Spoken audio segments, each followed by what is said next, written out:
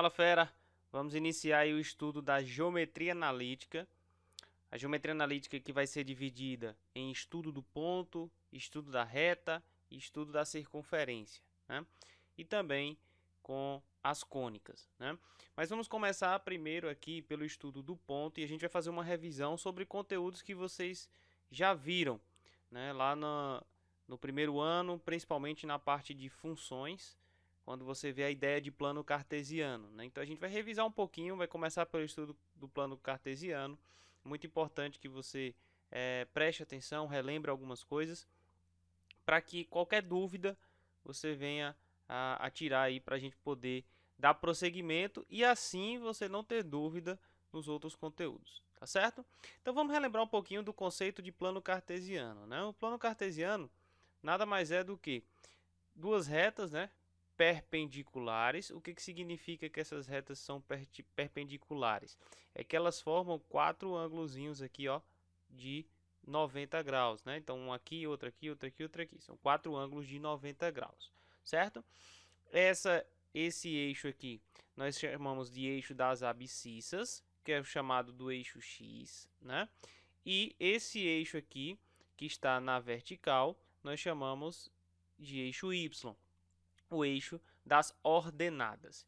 E juntos eles formam o que a gente chama de par ordenado. Então, à medida que você toma um ponto, vamos supor aqui, por exemplo, um ponto P, tá? Esse ponto P ele tem coordenadas, ou seja, ele tem um valor para x e tem um valor para y, tá certo? Lembrando que sempre primeiro o valor de x, depois o valor de y. Tranquilo? Outro ponto importante que vale a gente lembrar é que quando esses dois eixos se cruzam, eles dividem em quatro partes. Essas partes nós chamamos de quadrantes, né? Então nós temos aqui, ó, o primeiro quadrante no sentido anti-horário, tá? O segundo quadrante, o terceiro quadrante e o quarto quadrante, certo? Em que isso vai ajudar? Em que em alguns momentos pode-se falar que o ponto está num determinado quadrante. E é muito importante você saber por quê.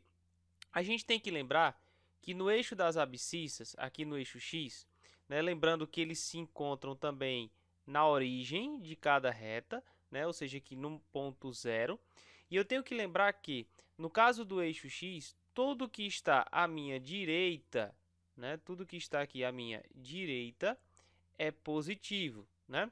E tudo que está à minha esquerda é negativo. No caso do eixo das ordenadas, do eixo Y, o que está acima é positivo e o que está abaixo, aqui no caso, é negativo. Por que eu tenho que me lembrar disso? Porque à medida que eu falo de quadrante, se eu tomo um ponto no primeiro quadrante, o que eu entendo? Que o valor de x dele e o valor de y, ambos são positivos. Quando eu tomo um ponto no segundo quadrante, o que eu tenho que me lembrar? Que no segundo quadrante eu tenho um valor de x negativo, mas eu tenho um valor de y positivo. Se o ponto está no terceiro quadrante, eu tenho tanto x quanto y negativos. E se eu estou aqui no quarto quadrante, eu tenho um x positivo e um y negativo. Então é muito importante a gente lembrar dessa ideia dos quadrantes, certo? De forma geral, vamos mudar aqui, o que eu tenho? Que todo ponto que eu tomo, né, como eu falei anteriormente, ele tem coordenadas. Aqui eu coloquei um ponto A, tá certo? Que aí você tem a abscissa do ponto A, que a gente chama de x do ponto A, e a ordenada do ponto A, que a gente chama de y do ponto A, tá certo? Lembrando que todo ponto ele vai ter a coordenada x e y. Tranquilo? Vamos pegar aqui uns exercícios bem simples, só para a gente localizar onde é que estão os pontos, tá certo? Então a gente vai localizar onde é que fica cada ponto. Aqui foi colocado as coordenadas e a gente vai localizar esse ponto. Coloquei aqui um plano cartesiano num papel quadriculado para ficar melhor da gente marcar, mas se você for fazer num papel comum, não precisa ser preciso a ideia, botar um pedacinho para cada, tá bom? É só um esboço aqui, eu coloquei um papel quadriculado para ficar melhor.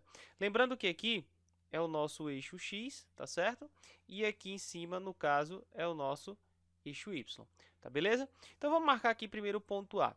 No ponto A, eu tenho as coordenadas 3 e 4. O que significa? Lembrando sempre, primeiro o x, depois o y. Então, x3 e y4. O que eu faço? Eu localizo aqui, ó, x3 e localizo aqui y4. A gente vai unir esses dois pontos. De que forma?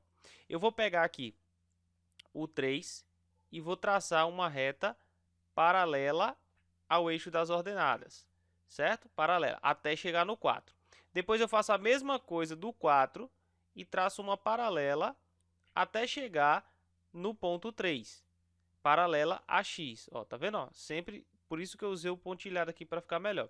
Ou seja, esse pontinho aqui, ó, que é o ponto de encontro, aonde elas se encontram, é justamente as coordenadas do ponto. Ou seja, esse ponto aqui vai ser o ponto A. Beleza? Agora vamos pegar aqui, ó, x menos 2, y1. Então, eu venho aqui, ó, localizo o x menos 2 está aqui e o y1 está aqui. O que eu faço? Pego aqui a partir do menos 2, traço uma paralela até chegar no y. Depois eu pego aqui o 1, traço uma paralela até chegar e encontrar o menos 2. E aí eu encontro esse ponto de encontrozinho aqui, é o nosso ponto B. Beleza? Vamos continuar? O nosso ponto C aqui, ó, menos 4 e menos 2. Aí eu venho aqui e localizo, ó, x menos 4 está aqui, y menos 2 está aqui. O que eu faço? Pego o menos 4, traço uma paralela até chegar no menos 2, depois pego o menos 2, traço uma paralela até encontrar o menos 4. E aí, esse ponto de encontro é o ponto C. No ponto D, 4 e menos 1. Então, o x é 4, o y é menos 1. Então, o que eu faço? Pego o 4, traço uma paralela até encontrar o menos 1. Depois eu pego o menos 1, traço uma paralela até chegar no 4. Tá certo? E aí, esse ponto de encontro é o nosso ponto D. Tá certo? Observe que o que eu fiz aqui foi fazer exatamente o que nós falamos anteriormente. Cada ponto num quadrante aqui para você ver aquilo que a gente falou. O ponto A, o x e o y positivo. O ponto B, segundo quadrante, o x negativo e o y positivo. O ponto C, terceiro quadrante, ambos negativos. E o ponto D está no quarto quadrante, onde o x é positivo e o y é negativo. Beleza? Agora vê só o ponto E e o ponto F. O ponto E diz que tem coordenada o x, né, a abscissa 4 e ordenada 0. O que significa isso? Quando você tem o y igual a 0, significa dizer que esse ponto está em cima do eixo x. Em que ponto? No 4. Então, ele vai estar aqui, ó, o 4 que eu risquei aqui, né, mas vamos lembrar que aqui é o 4. Então, esse ponto ele vai estar aqui em cima, ó. Tá certo? Aqui, ó, no ponto E. Por que seria isso? Se a gente for passar essa ideia da paralela, vamos pensar aquela paralela que eu falei, né? O 4, ele teria que ir em direção ao ponto Y, né? Por exemplo, aqui no caso 3, eu fui lá andando em direção ao 4. Então, ó, o 4 indo em direção ao 0, beleza? E o 0 indo em direção ao 4, de forma paralela aqui, né? Então, o que eu teria? Que, na verdade, esse ponto está em cima do eixo x, beleza? No ponto x, no ponto aqui, ó, 4. O raciocínio é igual quando nós temos o x igual a 0.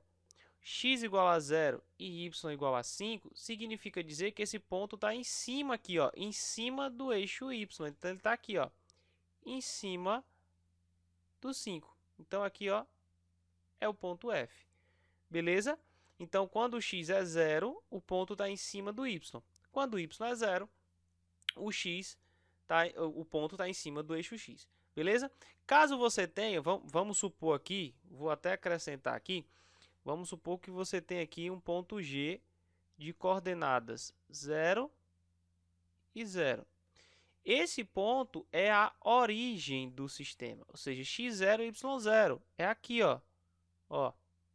É bem na origem. Esse ponto aqui seria o ponto que eu coloquei aqui pela ordem alfabética, né? Seria o G. Tranquilo? Valeu e até o próximo vídeo aí.